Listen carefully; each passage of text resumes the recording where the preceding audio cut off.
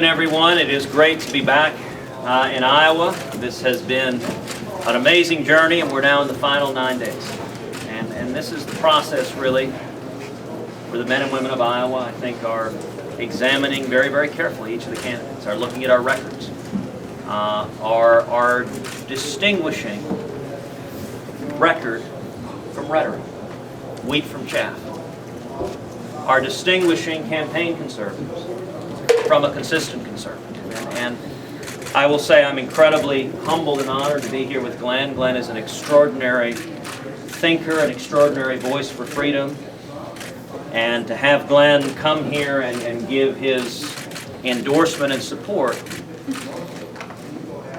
is powerful and humbling, and is indicative of what we're seeing happening across Iowa and across the country, which is conservatives are coming together, we're united.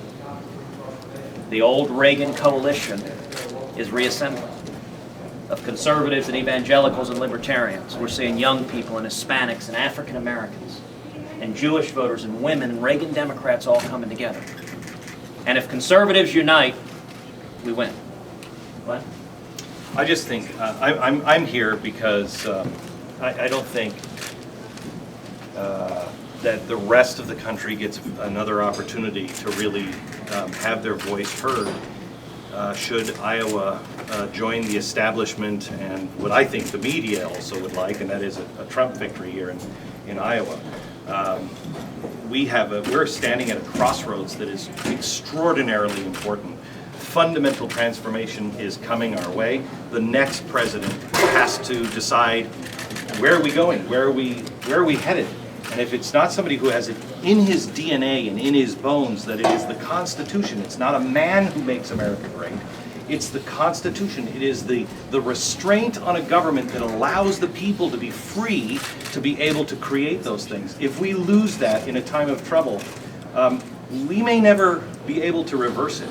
I saw a statement. I got off the stage today after endorsing Ted. Somebody said, and I didn't believe it, and I had to call the Blaze newsroom and ask if it was true, that Donald Trump said today he could kill somebody, shoot somebody on Fifth Avenue, and he wouldn't lose any voters. This kind of hubris is beyond imagination. And there's one thing to have a healthy ego. There is another to give a man who believes those kinds of things, who has a habit of anyone who stands in his way of destruction, to give that man the full power and scope of the office of the presidency is something we will grow to regret. Not only am I here for the first time, I've never endorsed anybody ever before.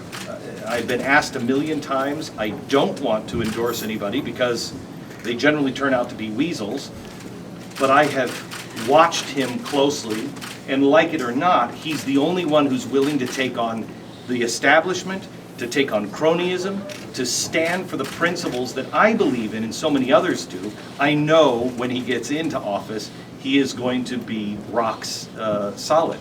And not only am I here this weekend, I told Ted before we started, I'm coming back next weekend, and I mean this sincerely, because my children's future is at stake too.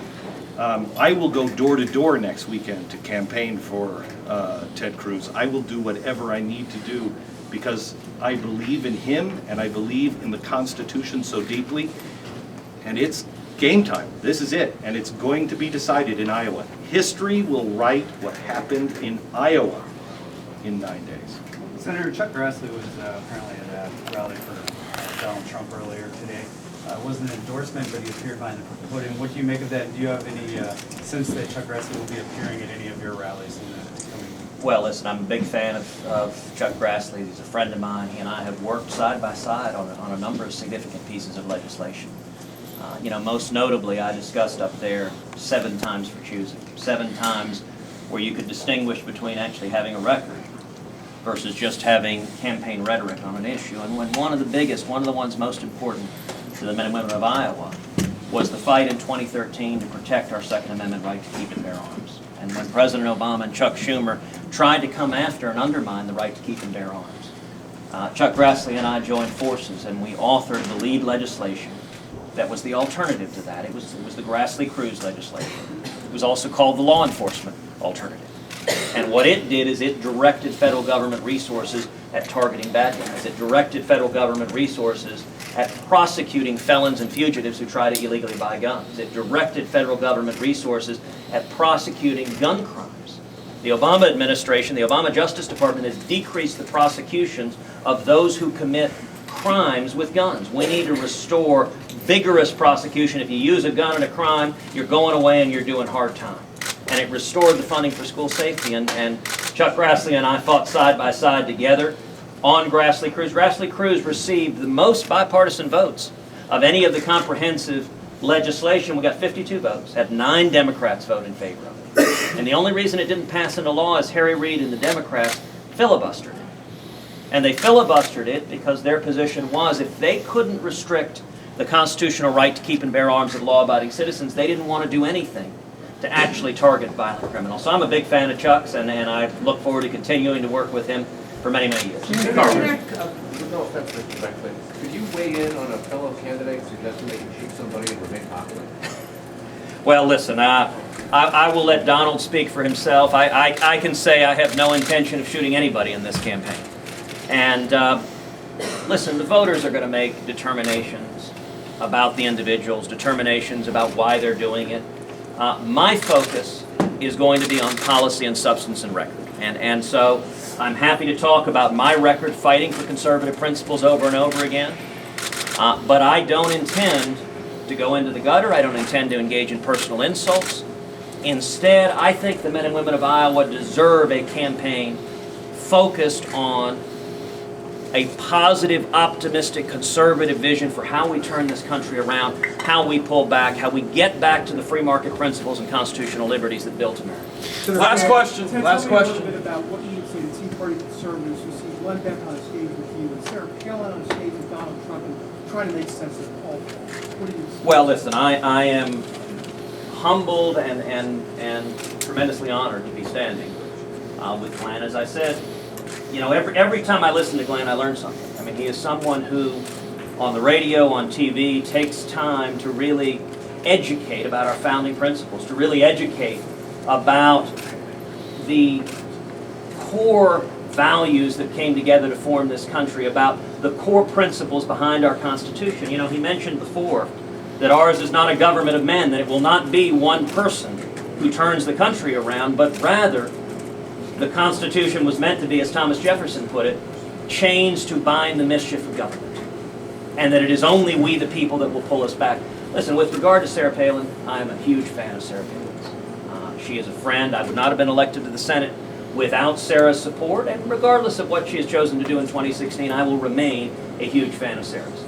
I do believe it is the people who are going to determine who is a proven conservative, who has a consistent conservative record. And just today, I laid out 7 battles, 7 issues, where if you're a voter and you care about life, if you're a voter and you care about marriage and religious liberty, if you're a voter and you care about protecting our Second Amendment, or stopping Obamacare, or stopping the Washington cartel's cronyism, or stopping amnesty, or keeping this country safe from Iran and radical Islamic terrorism, then as a voter you should look to the records of each of the candidates. Who has a demonstrated record of standing and leading on the great issues of the day? And I think that's what the men and women of Iowa are doing. One of the things I love about this state is that the people of Iowa take very, very seriously their responsibility to be the first in the nation. You all treat politics the way we treat football in Texas. and it is an incredible thing.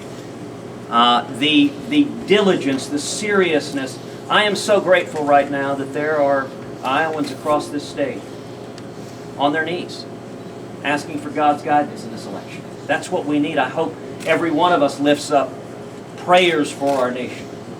And that determination, who is a consistent conservative, who can you trust so we won't get burned again? We have been burned so many times. The stakes are too high for it to happen again, and I have confidence and faith in the men and women of Iowa to make that determination. Thank you, guys.